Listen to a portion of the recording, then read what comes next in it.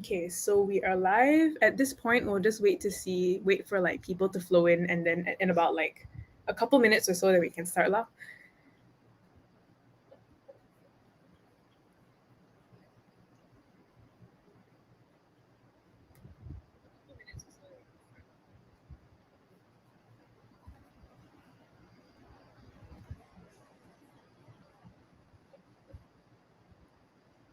Okay.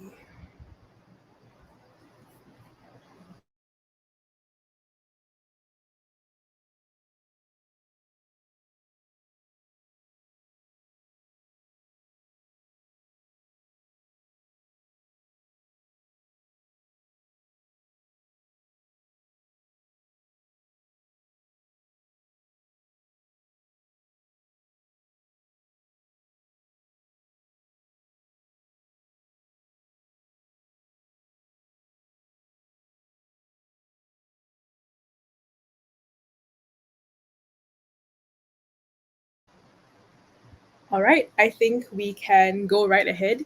And so I'm just going to go ahead and introduce all of us and tonight's event. All right, hi everyone. I'm Faith, and thank you so much for joining us today. I Belong Here is an initiative by a group of students of Taylor's University Law School under our Community Service Initiative module. And in searching for a cause to support, the team really wanted to raise awareness on a difficult issue that is deeply entrenched in the shortcomings of the law and affects the lives of many families and individuals in Malaysia. For our first session, we were joined by Dr. Tamara Joanne, a constitutional and administrative law lecturer in Taylor's and a very accomplished researcher in the field of statelessness. We discussed statelessness and what it is, the framework of how citizenship laws are applied in this country, as well as how exactly it impacts the lives of those who face this very real issue.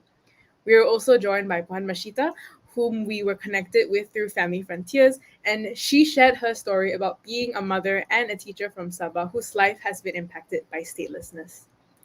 This evening's talk is the second installment of our Statelessness 101 series, where we will be addressing law and policy reformation that can combat the issue of statelessness. Today, we aim to talk about Malaysia's current international obligations, national framework and policies in regards to stateless persons, as well as understand what reforms are needed to combat statelessness. I am joined tonight by three very highly accomplished individuals who have all been active in advocating for just citizenship laws in Malaysia. By just, I mean like field of justice.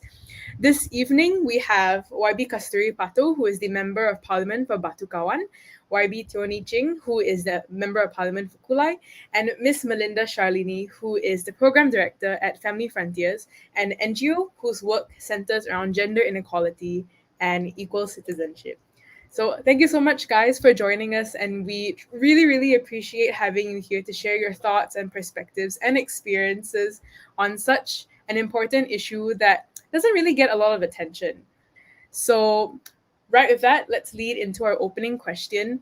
And this is something that I'm personally very interested to know. And I'd like to direct it first at Melinda. Because most recently, Malaysia has witnessed the case of Suryani Kempe, along with a few other citizenship law related cases, with Family Frontiers being at the forefront of the case. So, could you walk us through what happened and what the implications of the case are, if any? Sure. Thank you so much, Faith, for having us. So I guess the premise of the Suryani Kemper case was dealing with the citizenship laws that are unequal for Malaysian women when they give birth overseas. So what drove us to file the case was the increase in the precarity and vulnerability of those impacted, particularly during COVID. And it became very difficult for us to engage with the government to actually get a law reform back then. And that drove us to file the case along with six other Malaysian mothers who were impacted by the law. So the premise of the case is that we were asking the courts to interpret the Constitution in a harmonious manner while emphasizing the provision Article 8.2 in the Federal Constitution that promotes fundamental liberties and also prohibits gender discrimination. So that particular provision was actually amended in the year 2001 to include the word gender in it. So we wanted the courts to interpret a harmonious reading of the constitution so that Malaysian mothers would also be recognized in the provision of citizenship by operation of law. And in doing so, would be able to pass on citizenship to their children when they're born overseas. So we had several setbacks during the process. The government initially tried to strike out the case, calling it frivolous, vexatious, and troublesome. Um, it was ironic because the law is the one that's troublesome for so many Malaysian mothers and their children. But of course, we went all the way through to the hearing of the merits of the case at the KL High Court, and we won the case. And it was a very brilliant judgment, and it came as a beacon of hope for a lot of Malaysian mothers that years of struggles of trying to get a recognition for their children as a Malaysian would finally arrive at their hands. But it was unfortunate that the government went ahead and appealed against the case. So where we're at currently is that the appeal process is ongoing. We have the hearing on the stay application coming up in November. But it was also encouraging that the Home Minister had announced that they were considering a constitutional amendment, which is something we did want to work towards eventually, because it would only make the High Court decision concrete. So currently we are in the process of trying to understand where the whole conversation of constitutional amendment is and where the progress is in terms of the government, especially the Home Ministry.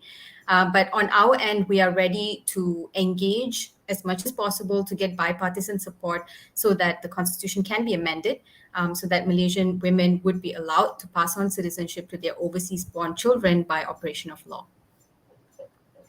Wow. Thank you for that, Melinda. That sounds like a really, really lengthy process, but it's amazing that there was even like leave given for this case to be heard. Yeah, do you? It's also encouraging to hear that there is talks of a constitutional amendment, which I like to believe doesn't come very frequently, but I mean that's debatable. Um, I'd like to maybe ask both YBs, like, have you guys been following the case? Have you, do you have any like thoughts on how this has developed? I think maybe YB Kasturi, you can start us off. Thanks, Faith, and to Melinda for starting off the discussion today. To my colleague, YB Tioniching, and to everyone listening out tonight, good evening. It is a very timely subject to talk about today. Now, given that the budget will also be tabled in another 2 days, and the budget is not just a document that talks about just how much a government is going to invest and spend for development and also for managing a country, but also on how policies are drafted, how approaches, how laws are going to be amended, etc. In Penang, PWDC has organized two sessions to speak about, and had also invited Family Frontiers to speak about the plight of what mothers are going through. And it's not one of those sessions where you have outsiders talking about it as much. PWDC focused a lot on getting mothers to share their experiences and how they want to come back and contribute to the economy, and how they want their children to come back and contribute, and how much of cost, not just financially, but the emotional cost, the pain, the challenge, the suffering that these mothers are going through. The very fact that these mothers, Malaysian mothers who are fighting tooth and nail, with the government to ensure that their children are called Malaysians, are the ones who have their hearts in the right place because they want their children to be called Anak Bangsa Malaysia. I think these mothers, if if it was any other scenario, I think it would be different. They could just take the easy way out and get their children to be citizens according to their father's citizenship. That would just be so much easier, and they don't have to go through this. But these Malaysian mothers are going through this to ensure that their children are called Malaysians too. And on one hand, you find the government preaching and talking about, trying to counter and fight brain drain, and to bring back and lure back and bait all Malaysians who are overseas, who are contributing to industries and countries where they're based at, offering them incentives and saying, oh, come back to Malaysia, we want to stop the brain drain. Then what about this brain drain that you are stopping? And it's hypocritical when Ismail Sabri talks about Keluarga Malaysia, launches this big huge campaign on it with billboards and whatnot, and it will be deemed hollow if it's not followed through. When ministries make in silo decisions, like how the whole ministry speaks like he's not part of the Keluarga Malaysia campaign, by the Prime Minister. If he was, he would at least be more sympathetic and not come up with flimsy reasons why the government is appealing the High Court decision, etc.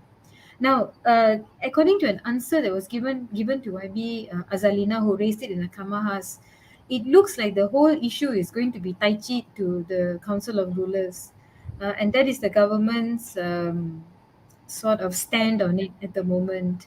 And I sincerely hope that there will be a positive outcome if this matter is discussed at the meeting of the Council of Rulers. But at the end of the day, it is the executive that have the power to bring about this change, whether it means amending the federal constitution, whether how they interpret it, etc. So I I think it's unfair to be passing the buck now to other people when you are the one who is supposed to be. You are the custodian, You are the gatekeepers. You cannot be tai chiing it. But it's a good thing in a way that it is happening now amidst all the pain and challenges the mothers are going through, because the kind of publicity the mothers are getting now, the issue that it is getting now, we've not seen this in the past, before. More MPs are speaking about it. Most state assembly persons are speaking about it. Most civil society are speaking about it. And I hope soon more places of worship are going to start talking about it as well. Churches, mosques, temples, gurdwaras, etc. I think this is important. And tomorrow, if a family member in your family is in that situation, would you not then ask yourself, oh, why didn't I join in this campaign before to fight for this? Now when it happens to my own, then it becomes an important issue to me. It should be an important issue to all of us, whether or not it affects us directly or indirectly. So thank you to the organizers for picking up this very very important subject, and for embarking on it. And I look forward to hearing from all of you all, and questions if there are from the public. Thank you. Thank you, YB Kasturi. That was, yeah, I think a lot of what you said resonated with me, especially the points on why this issue is being passed on to another group of people, and especially the fact that that more people should talk about it. Like it should be addressed in more areas, even places of worship. Thank you for that. YB Niching, do you have anything that you'd like to add? Anything that yeah, maybe you can talk about your experiences with the issue yourself as well. Okay, I think first of all, thank you, Faith, for the invitation, and Melinda and also Kasturi. Nice meeting you all, and all the friends out there listening to this webinar. Um, I think first of all, it takes time to amend federal constitution, and that's what exactly I raised in the last parliamentary sitting. I say to amend federal constitution, indeed it takes time, and indeed we need to get the approval from the councils of rulers, and that is the procedure that we need to go through. And that's why during my parliament speech, I challenged the government. I said that if you are really sympathetic towards the mothers, towards their children, then while waiting for amending the federal constitution, the very least they can do is actually to approve their citizenship application. Because as the Home Minister, he has the power, Hamza, he has the power to approve a citizenship application. What we see is currently majority of the applications actually that are not approved. We get a statistic between 2013 to 2018, and KDN rejected 3,715 cases, and only 142 cases are approved, were approved. That was between 2013 to 2018. And yesterday, I think our colleague, Rang Kapal, Bukit Geluku MP, he received another reply from KDM.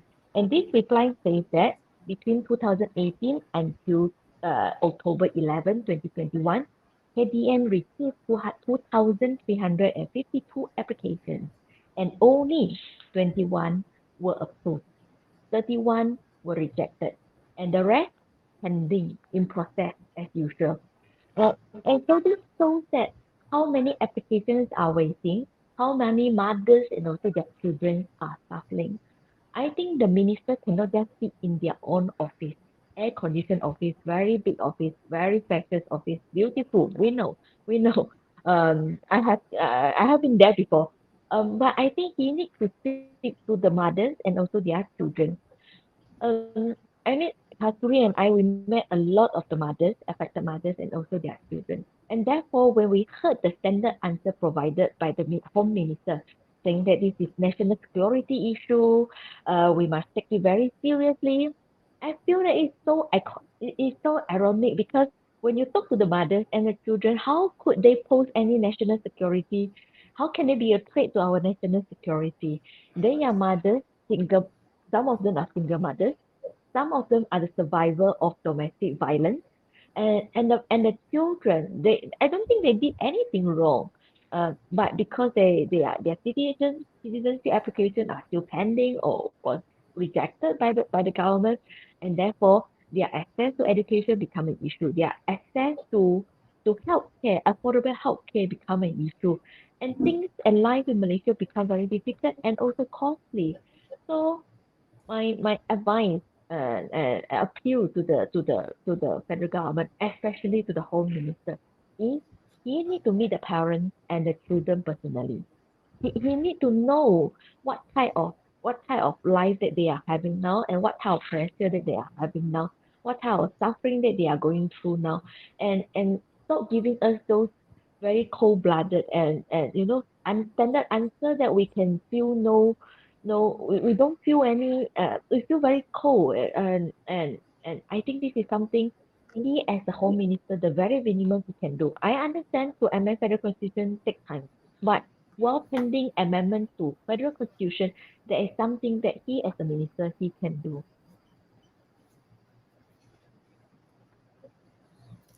Thank you, YB.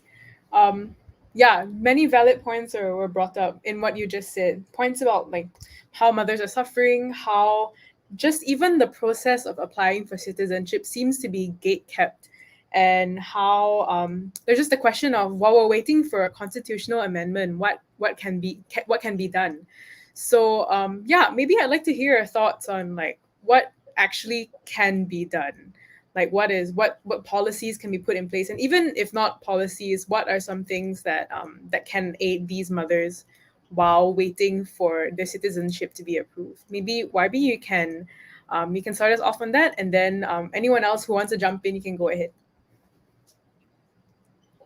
Sure. I think the challenge facing by the parents now is that we want to see a federal amendment to the federal constitution so that mothers giving birth in overseas can also confer citizenship to their children automatically. So this is what we are hoping to get after we amend the federal constitution. But in the meantime, doesn't mean that KDN Home Ministry cannot come out with a standard SOP to actually simplify the application procedure. This is something they can do now. Like for example, if you already have the DNA test result to prove that this is the children either the mothers are the biological parents to the children, and you already have evidence to show that they already given out their citizenship in other country or they never actually get any citizenship in other country, then why do we need to make it so difficult for them to get Malaysian citizenship?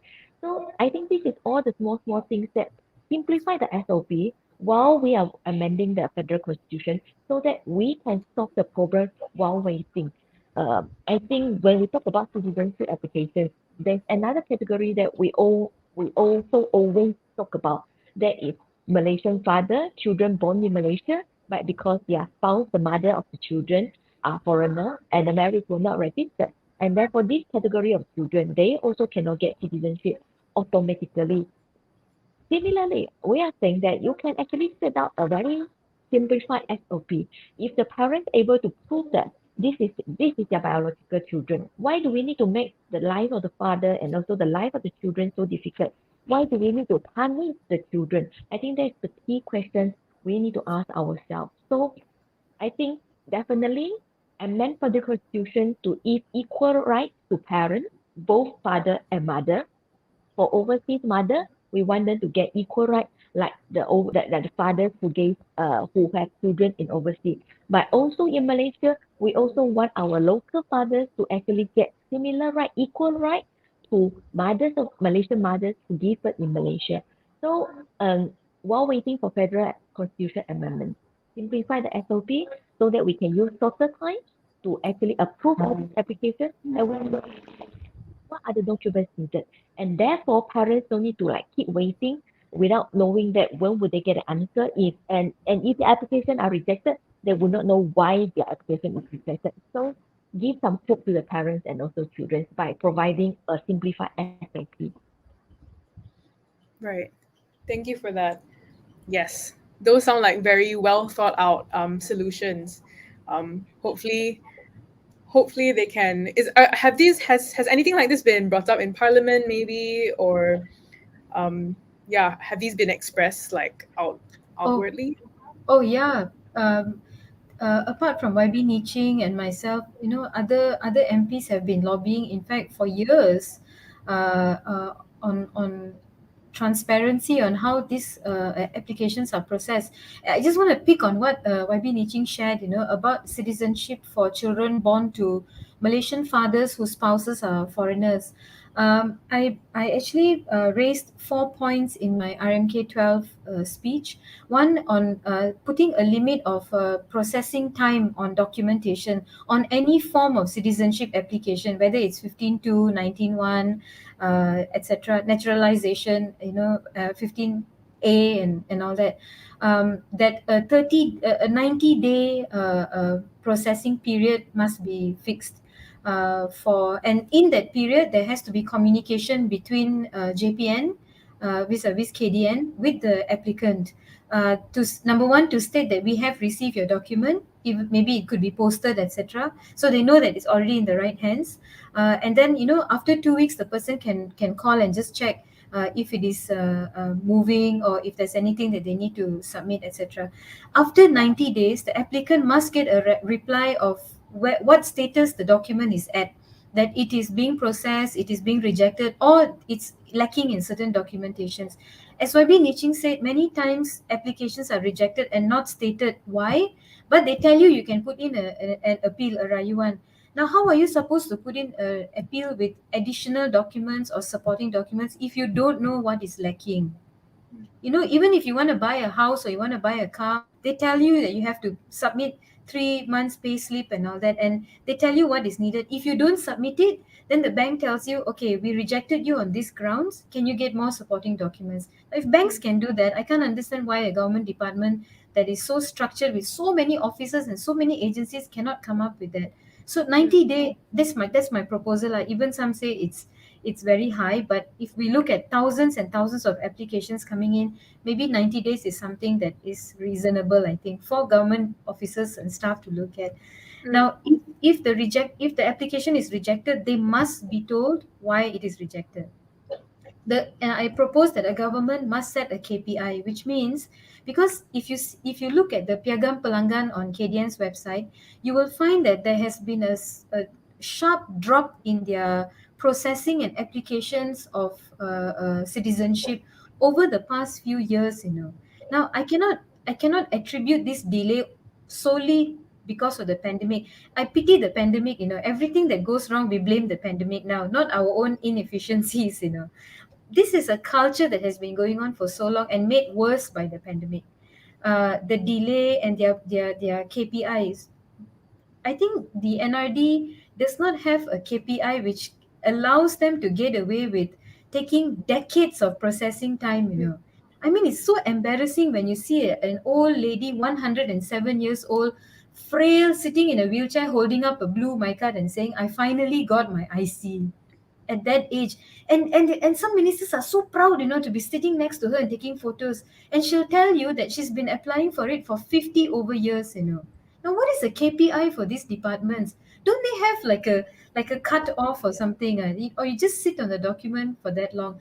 Thirdly, many times you find that completed documents, now citizenship, as the government will tell you, it's an anugrah. That's the word they always like to use. It's like some from God, or from heavens or something like that. They'll tell you it's an anugrah given by the country. Having said that, it will go through many meticulous process, like different, all these agencies will vet the documents, etc. Particularly if you're a foreigner, you want to get Malaysian citizenship, they must check your conduct, your good conduct lah, behavior lah, no police case lah, all these kind of things they have to vet with PDRM. We understand, we know there are no shortcuts. Yeah.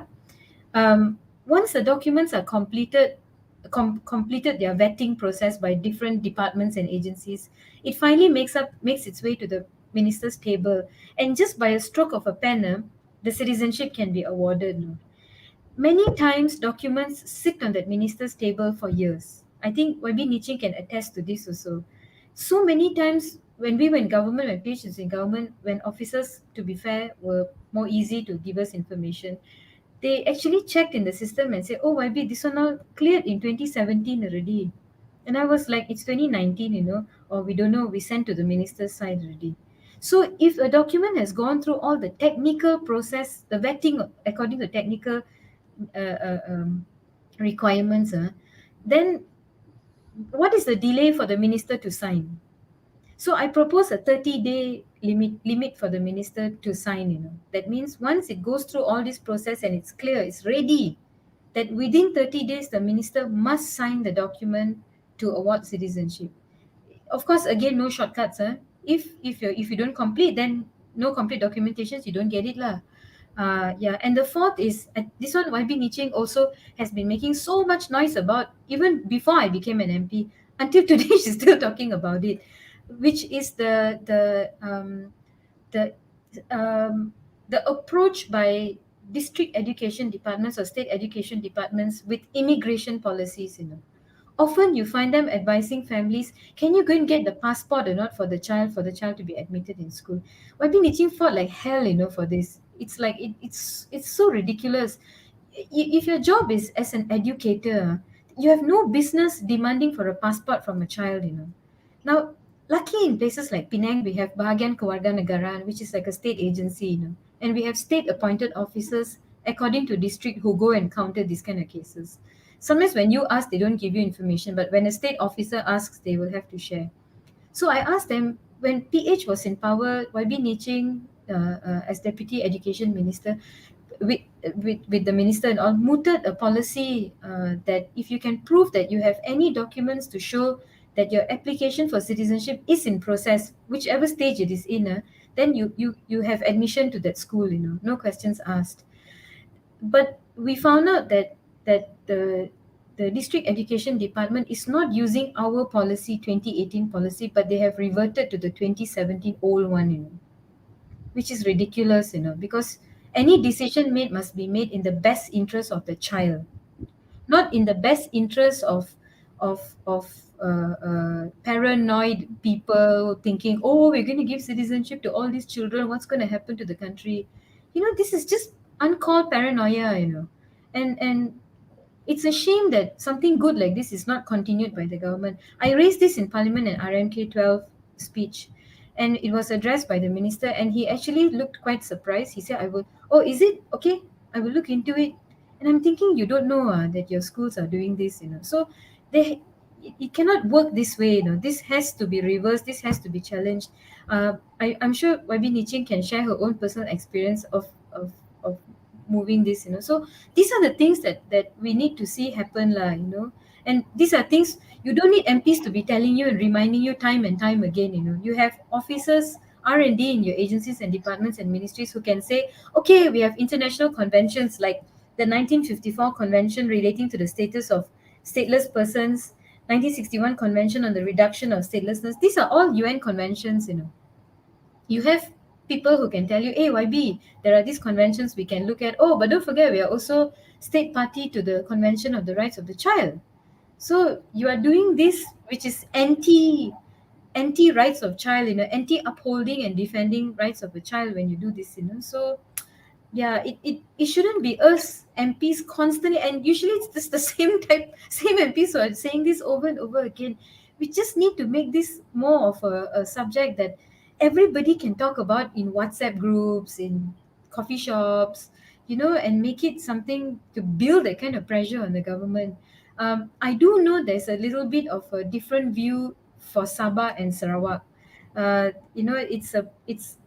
It's always a case of like even our Sabahan kids also have no citizenship, and then now we are proposing like citizenship for children who are from mixed nationalities, Indonesian or Filipinos born in Sabah. Do we give them citizenship or not? So I think it's a slightly different ball game in Sabah, but this is where the education and awareness process comes in. You just have to empower people to understand it's not about you.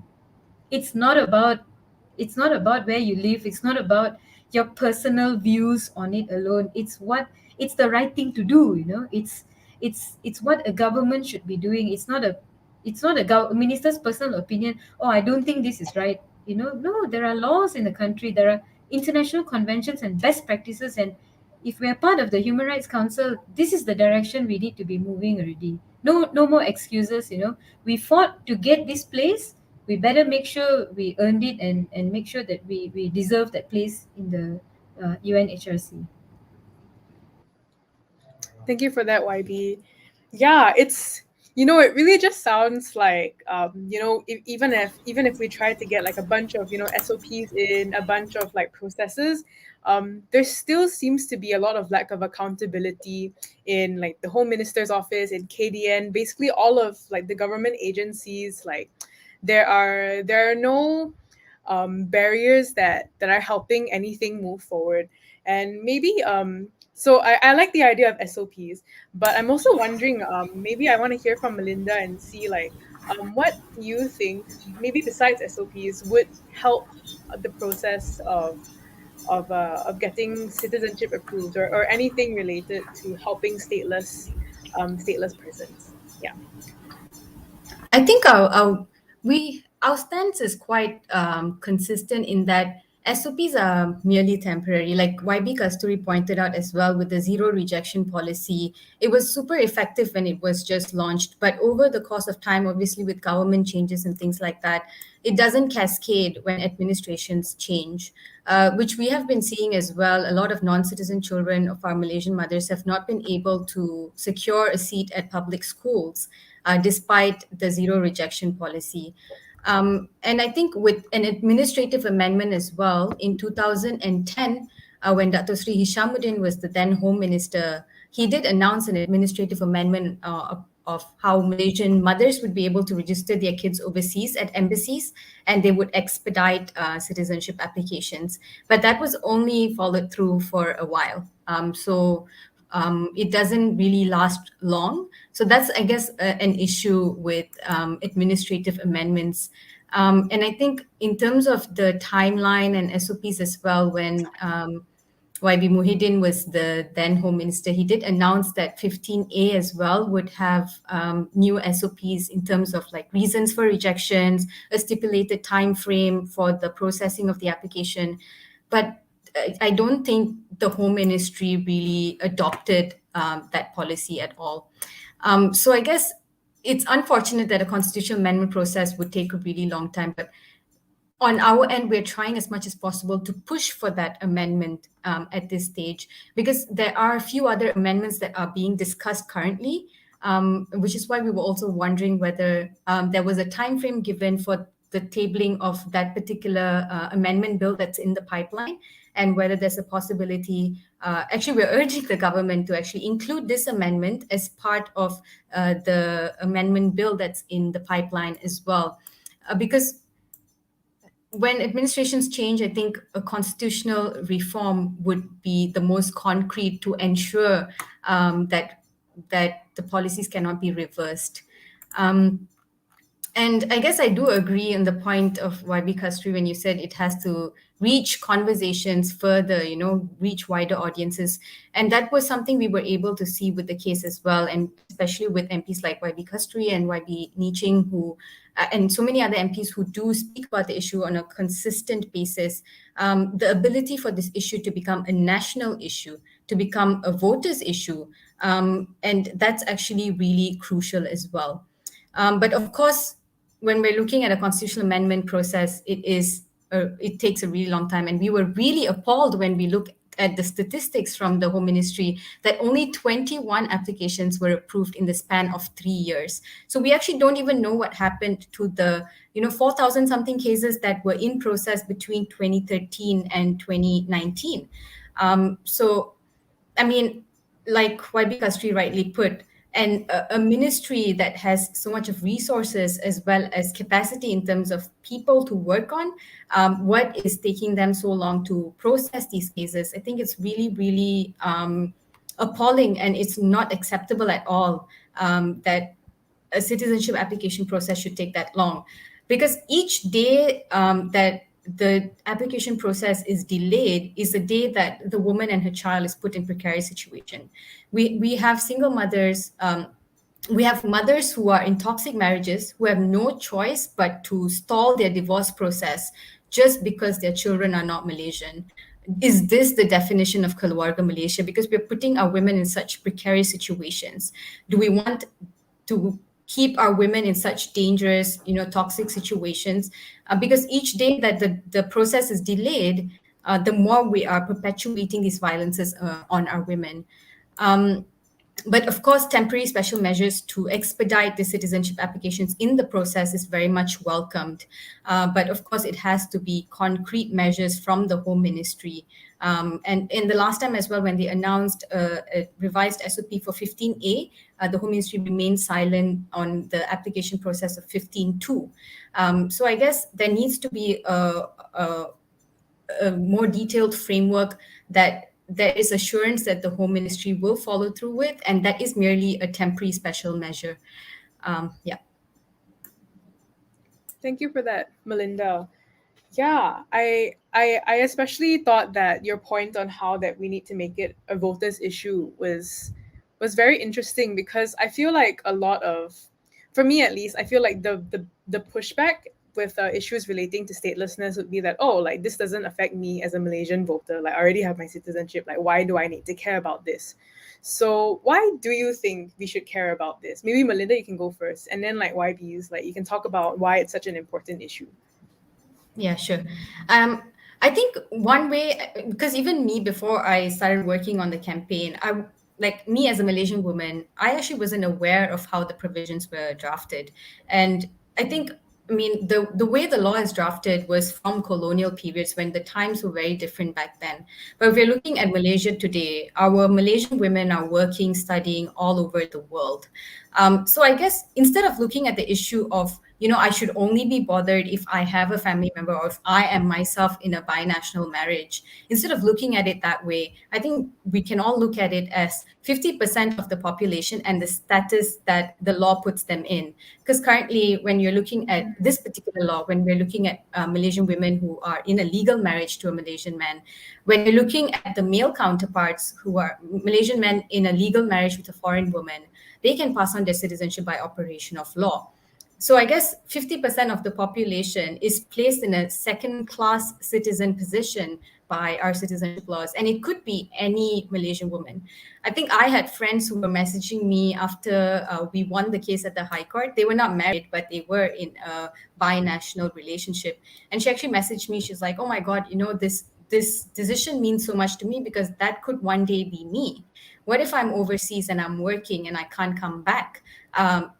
The provision could affect me, and this decision, if it's passed and if it's implemented, would mean so much to me." So it's not just those that are in, like, because we're looking at statistics of those that are already impacted, but it's actually way beyond that. And I think now that we're speaking about like being able to come back, the Home Minister went on an interview and said, if they're really interested to get citizenship, then they should just come back. But we have so many lived stories, lived experiences documented where it's just not as simple, because women are not only going through the burden of like childbearing and like conceiving and delivery, but they also have to go through the burden of risking their lives and that of their children to fly back to Malaysia just so they can give birth. We have so many instances where mothers, they have made all their preparations, like flight tickets, they have doctors already in Malaysia, and then just so happened that they have a medical condition and they had to give birth on the morning of the flight. And is this the position that we want to put our women in? So it's not just as simple as, oh, if you're loyal to the country and if you really want the citizenship of your child, you would have come back. That question of loyalty, I think, shouldn't come up because, I mean, there's nothing to say that Malaysian women are like they're no less patriotic than their male counterparts. If they weren't loyal to the country, they wouldn't even be applying for citizenship in the first place. So many of the Malaysian mothers want to come back to the country, and why, as YB Kasturi rightly put earlier, they want to contribute back to the country. But a lot of them are being put in a position where they really have no choice but to leave Malaysia because of the unequal status of their kids here. So that's really unfortunate. Wow. Thank you for that, Melinda. Yeah, YBs, do you have YB Kasturi, YB Niching, do you have like anything you'd like to add regarding any of that? Maybe YB Niching, you'd like to anything?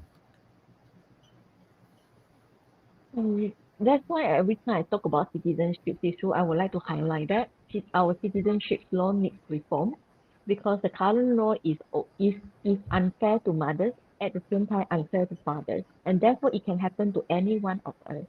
So I think Malaysia, we are a democratic country, and in the process of pursuing gender equality, I think all these gender gap issues need to be addressed. We need to, if necessary, we need to amend the law, we need to change the law, and if necessary, we also need to change the federal constitution because it can happen to any one of us. And actually, I think the cases we talk about here, whether Malaysian women give birth in overseas or Malaysian father fail to register their marriage and therefore their children not getting citizenship. All these are actually very real issues that in our society. I would believe that actually every one of us would know someone having similar problem.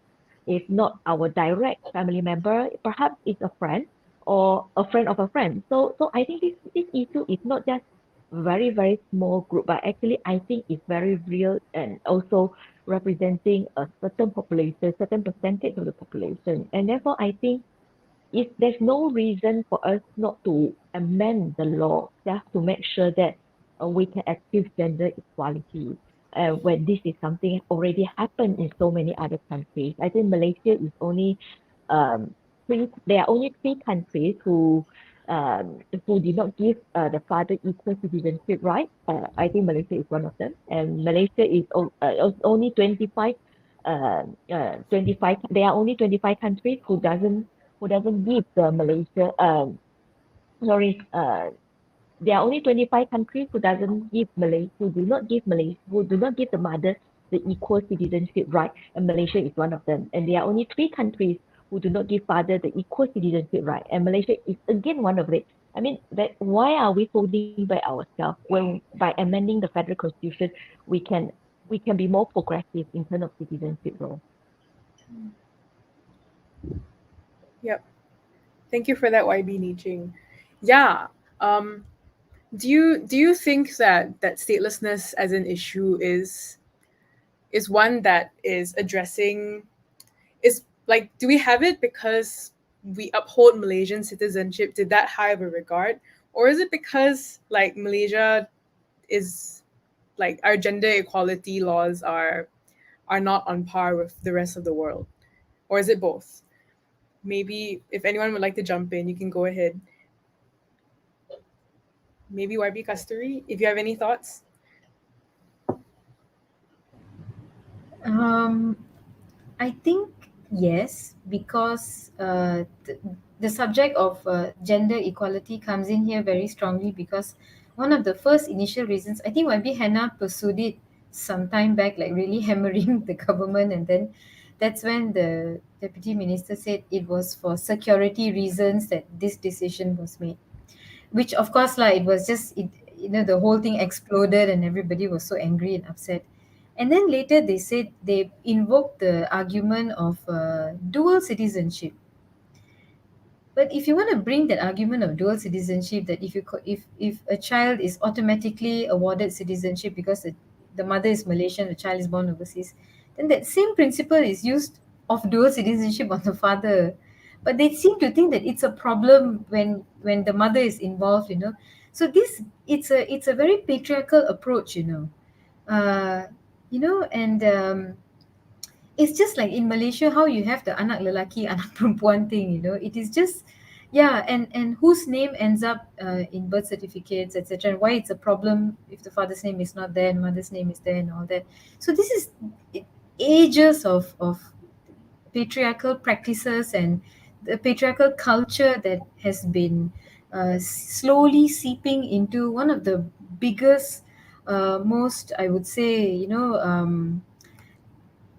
it's like a entity by its own, the home ministry. It's like a government by itself, one of the biggest, powerful, strong, robust, very macho sort of a ministry, and you see this sort of patriarchal practices are reflected in how laws, sometimes even simple laws, are interpreted, and then uh, and that sometimes borderlines on even religious beliefs, how religious beliefs are also put into practice, touching on this sort of citizenship law. Now these are civil laws, these are not religious based sharia laws, etc. These are civil laws, and civil laws must be, as what it is, must serve civilians, everyone regardless. So yes, the issue of gender equality is more glaring now, because it is the mothers who are coming out to voice out their issues, and you see there's sort of a resistance, a little bit of a pushback by the home ministry, which is very much male dominated, and it doesn't help when you have sort of a deafening silence by the Minister of Women Development, and how she or her deputy has reacted to this. Yes, of course, when the High Court decision came out, you saw ministers like Rina Harun said it was a good thing. I think it was Nazri said it was a good thing. Azalina said it was a good thing. Who else said it was a good thing? I can't remember. I think Kyrie also, if I'm not mistaken, said it was a step in the right direction. But when the government appealed it, you didn't hear anything from these ministers, apart from the backbenchers like Nazri and Azalina. But Rina didn't react to it. And despite having Yeah, so what many happened foreign. during cabinet meeting? Did they voice Yes, out or not? exactly. Exactly. If what happened during the cabinet meeting, like, did Rina vote yes or no? Was it yay or nay when it came to the decision on appealing the High Court decision? Remember the Attorney General acts as the solicitor to the government. He's a government lawyer. So of course there has to be separation of power, yes, but there also has to be that, laws need to be read in harmony, acts need to be read in harmony, the constitution must be read in harmony with each other, etc. So having said that, if if the AG has made so many U-turns on high corruption cases, saying that we are going to withdraw appeal, we are going to withdraw the case, we didn't find enough evidence, prima facie, whatnot. How many have we seen this year alone? Look at Datuk Nikki Gang. Whether or not that man is guilty, that is another issue. The fact is today, the Attorney General's, the DPP has said, oh, there's lack of evidence and this and that, so they are withdrawing the case. I mean, this is ridiculous. If you can make U-turns on these high-profile corruption cases, I tell you, this is the best U-turn the government will make if it says it's not going to appeal against the High Court decision. This will be the one U-turn the whole country will say, oh, for once lah, you did something right. And you will be embraced by all Malaysians regardless, that the government is taking steps in the right direction. Yes, as what YB Niching pointed out, it's very tedious, very long, to amend the federal constitution. But sometimes you need to have an ally, in a cabinet. Today, you see the amendment for MA 63 moving because the Minister of Law is a Sarawakian himself, whose children are not Bumi Putra, because there's no amendment to the federal constitution. So when you have an ally like a person like this in the ministry, in the cabinet, you see things moving. But should this be the modus operandi if we're looking at amendments in federal constitution or amendments in the law? So if you got no kawan in the cabinet, then how? You got no buddy in the cabinet, then how? You got no cable in the cabinet, then how?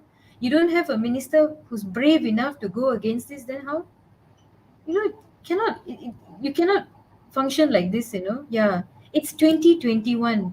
It's a day when technology is at your fingertips, you know. Today you can Google and find out what are the provisions in international conventions and best practices. Maybe Niching mentioned 25 countries. Did we know there were 25 countries prior to information at our fingertips? No.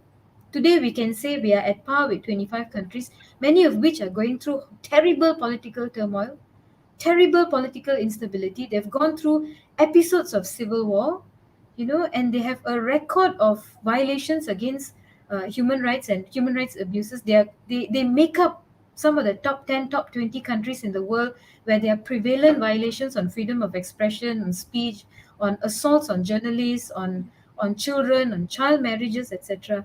And these are the countries that we are lumped in together, you know, with all respect to these countries. It's really not something Yes. proud of lah, you know. Time and time again, just to share lah. Back in the day when YB Zaire was the former MP for Bukit Bendera, he sat next to me in Parliament. No? Every time we speak, we give instances of social democratic countries like Denmark lah, Sweden lah, Finland lah. Why don't we follow their education system lah? Iceland lah, UK. And we'll always have a running joke to see which MP from the other side will quote Zimbabwe as their example, you know. They'll always be like, look at Zimbabwe. They don't even have this, but at least Malaysia has it, you know. That is the narrative of many of the MPs from BN at that time. But we'll always be like, look at Sweden. They have this. Why don't we have it, you know? And true enough, and I used to often bet with Zairil. I bet with you, he's going to pull Zimbabwe's name. And true enough, the MP will say, Tengok Zimbabwe. And I'd be like, okay, pay up. You know, but the thing is, you cannot use these countries as your benchmark. You know, like you want to be taken as a country, you want to be taken seriously as a country that is like, you know, growing. We want to be the next tiger lah, dragon lah, whatever of Asia, you know. How are you going to do that if you keep comparing yourself with all these countries and you're okay being lumped with these 25 countries that are so unfortunately going through such terrible times, you know? Violations against women in Sudan. I mean, come on, you know, and we are with countries like this. You know? So if you want to be out of, you know, it's easy to be not part of the 25 countries. You know the G25. It's easy, you know, do what's right back home, amend the laws, amend your policies, listen to the mothers. It's what Wabi Niching said, go down to the ground, you know, don't just get down from your high horse. This issue is not a Muslim mothers issue, non-Muslim mothers issue, Chinese, Indian, Sabah, Sarawak. No lah. It is a Malaysian mothers issue, you know. And if Hmm. it affects one Malaysian mother, it's felt by so many Malaysian mothers, you know. Yeah. And God forbid one day one of the ministers or deputy minister's child, daughter ends up marrying a foreigner and having this issue. How are they going to deal with it then? Or will they get a free pass? Because we know in Malaysia sometimes all these free passes exist. Huh? You can be a star footballer and you can get your citizenship even without asking for it. It will be offered to you. You can be a person who, with your little video cam, go and video and learn a local dialect in Terengganu, and the government will offer you PR, even if you don't apply for it. So we know that there are discrepancies, there are shortcuts, there are, you know, when you play Monopoly, you can, you know, the cards that you can pass and don't go to jail, you know.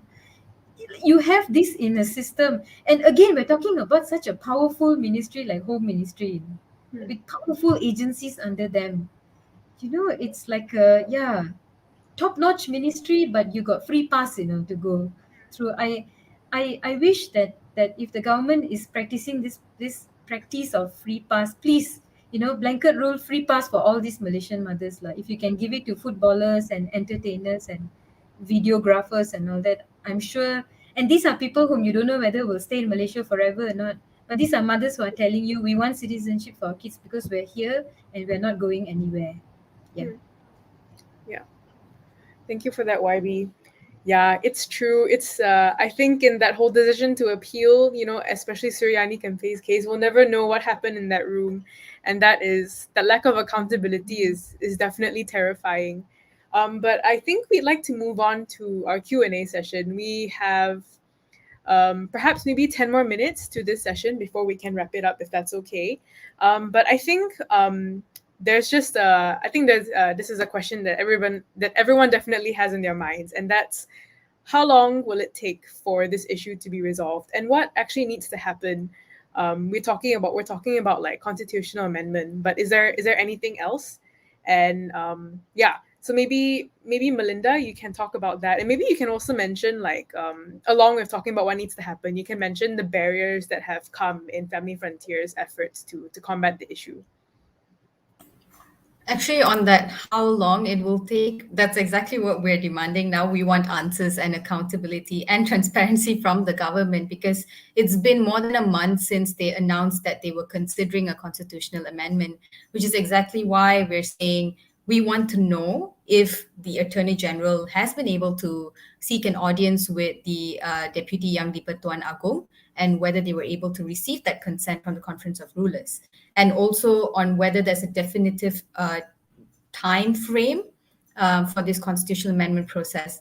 I wish I knew the answer, because we are also we really want to know the time frame for this amendment and at what process it's at currently.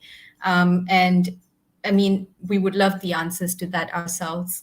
Um, I guess in terms of the barriers, the main barriers would obviously be engagement, and getting the message across to those that have the power to amend the law. But currently, we are engaging as much as possible with members of parliament. And of course, it's easier to get across to MPs who are more open to listening to the issue and who have been speaking up on the issue for many years, like the two MPs we have with us today.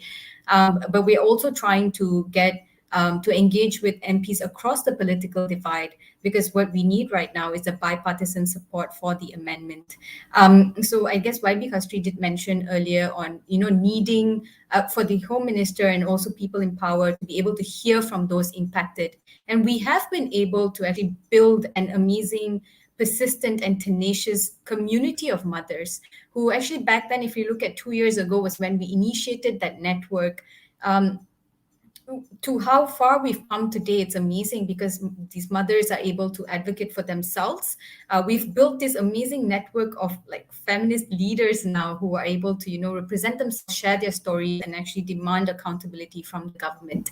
And we have been sharing stories of impacted persons at every forum possible. But it's to getting across to those in the positions of power, especially the Home Ministry, is what's important. And I very much agree that there is a lack of gender sensitivity when it comes to applying policies, when it comes to immigration and citizenship laws. And there is a great need to apply a gender mainstreaming lens. And I think that's also one of the barriers we face in terms of how people interpret citizenship laws in a very restrictive manner, which was something that we wanted to combat with our case, because we were looking for the Constitution to be read in a harmonious manner rather than a literal and restrictive manner. But with the appeal, it very much goes to show that they want to retain status quo and continue interpreting the law in a very restrictive manner.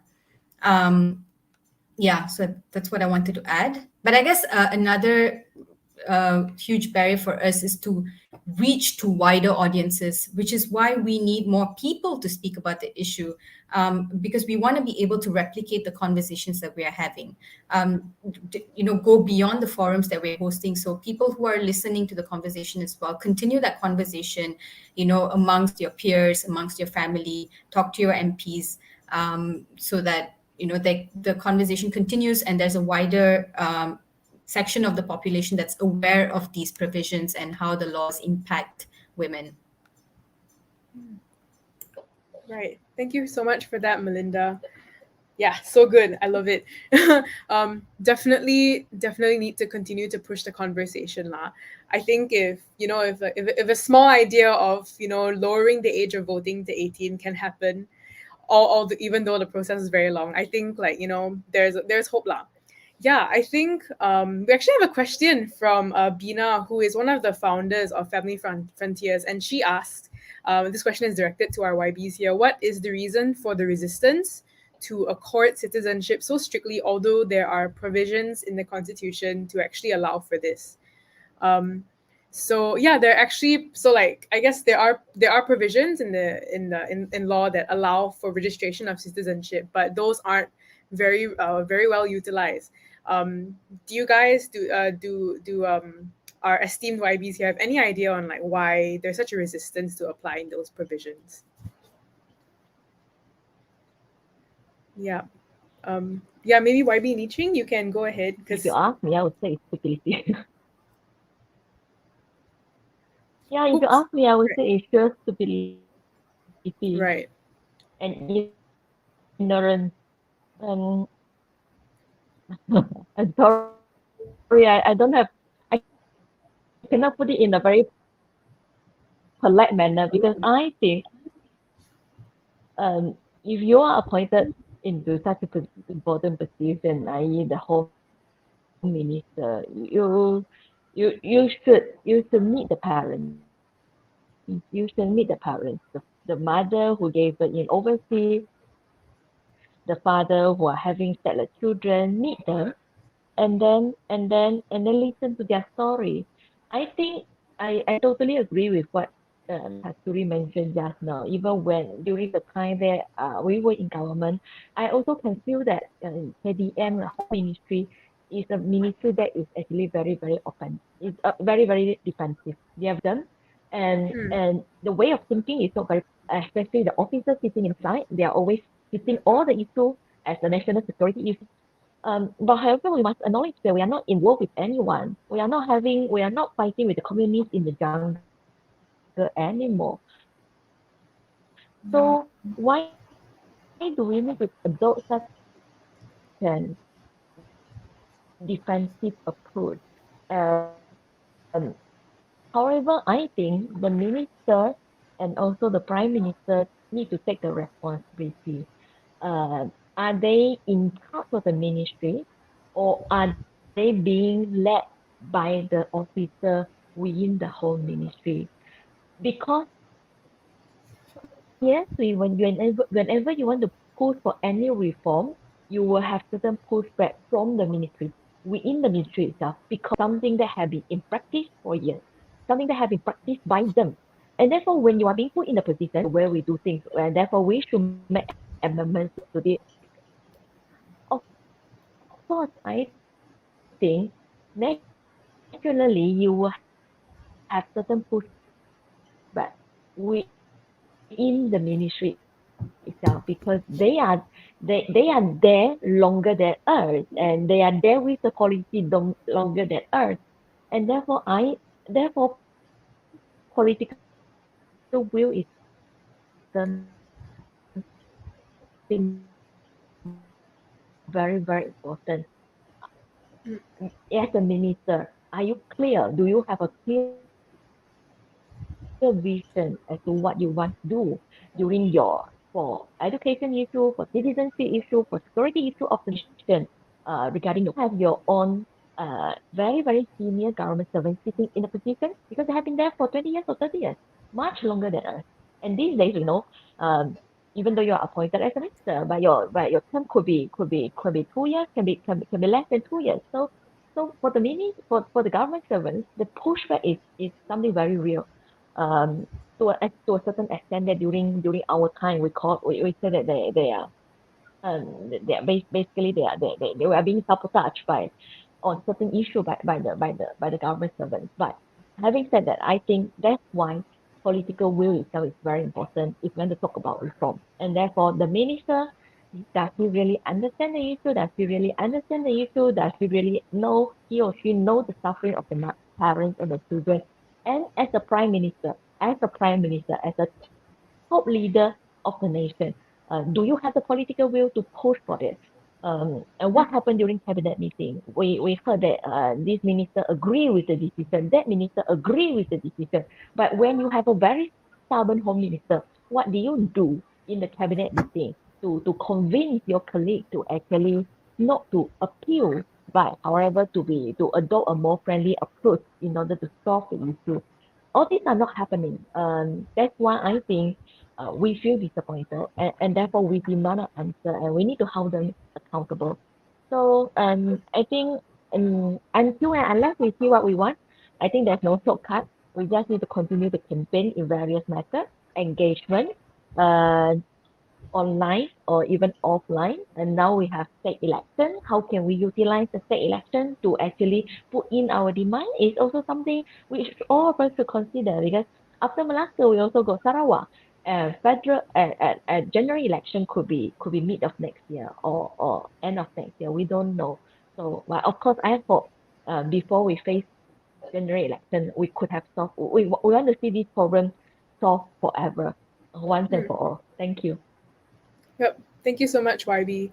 It's very true that there are just so many aspects of this issue that are intertwined with each other, like political will, even trying to engage with like government servants to get them to not be so defensive when we're just trying to offer like solutions to various issues, and even engaging the public to let them know that this issue is really important because it could affect anyone, even like me or my classmates.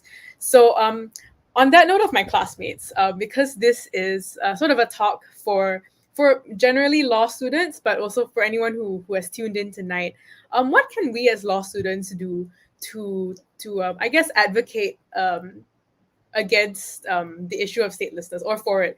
Yeah, but what can we do, especially with our legal education, to help? Yeah, this is maybe Bina. You can tell us, or you can jump in, share your thoughts. I think there needs to be an urgency because, as Melinda said, um, mothers cannot wait another day longer. It's another day you're putting them. It's not one or two, and these are not numbers. These are lives of women and children who are put into this condition, into vulnerable situations because of the lack of a political will. And in the spirit of the Malaysian family, let's there needs to be a certain amount of integrity there to to ensure that these mothers and these children are allowed to live their best interest. We know that children are going to age out very soon. What's going to happen to them?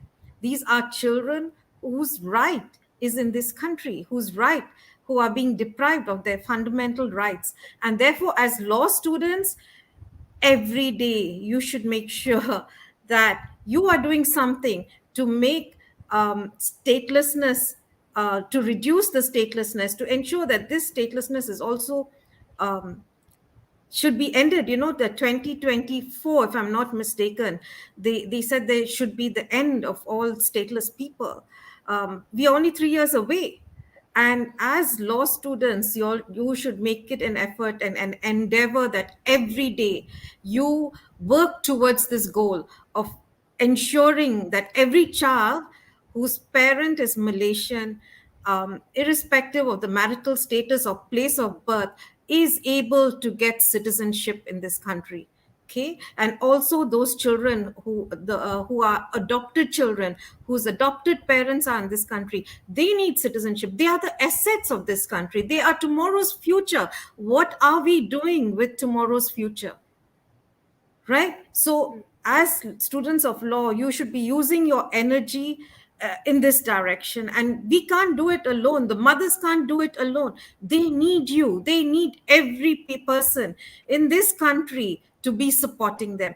Every cabinet minister, every MP, every citizen of this country should be supporting this issue, because their fundamental rights are being deprived. Their fundamental rights are being snatched away from them. They can be assets, and they don't need to be a footballer, but they can be they have talents in other areas, and they should be living they should be given the citizenship to enable them to exercise their fundamental rights, right? So and also to end the struggles of all these mothers, okay, and all these parents. Some parents are scared, saying, what will happen when I die? I worry that if I die, what's going to happen to my parents? These are Malaysians we're talking about. So let's put an end to all this, and it can only happen if this becomes an election issue. And therefore, we should all start campaigning. The mothers are ready. The mothers are ready to do. We had a mother who said, I can go to jail so that my child can get citizenship. And yes, and that's how determined they are. That's how determined they are. So we just ask everyone, share our social media posts, signal boost those posts, and you can even have conversations, have webinars, invite the mothers. They're happy to speak on the issue. And thank you to the YBs, because you have been so supportive. We couldn't do this without the support of all of you.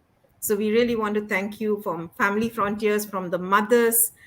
Thank you so much for being here and supporting us. We know we are not alone in this. Thank you. Thank you so much for your words, Bina, and thank you so much for making time to come and talk to us. I think it's definitely true, and when we say that the issue of statelessness is not just an issue of lack of healthcare, it's not just an issue of lack of education. It involves fundamental rights of people who just want to have a home, you know. So I think even as a law student myself, I feel more and more compelled to put my degree to good use. Hopefully pass the bar and all that so I can help out, because I think I'm privileged enough to be able to do that. So yeah, thank you so much to YB Niching, YB Kasturi, Melinda, and Bina for joining us tonight, for sharing your heart out, because we know how close this issue is to you guys. Yeah, everyone who's listening, do follow Family Frontiers on Instagram, and YB Niching and YB Kasturi as well. And yeah, we can't wait to see. We're looking forward to see the progress that this issue gets, and to see like a constitutional amendment and so much more. But besides that, that is all for tonight. Thank you for those who have stuck with us towards the very end, and hopefully we get to have more conversations about this. Yep. Um, we can call it. Yeah. So good night, everyone. Have a wonderful week ahead, and yeah. Thank you. Thank you. Thank you, Thank you Faith. so Thank you, much. Benna. Thank you, Melinda. Thank Thank you you, so See you much, in Faith. Bali YB. tomorrow. Thank you. You're Thank you, most welcome. YBs. Yes, thank Most you so much. welcome. Most welcome.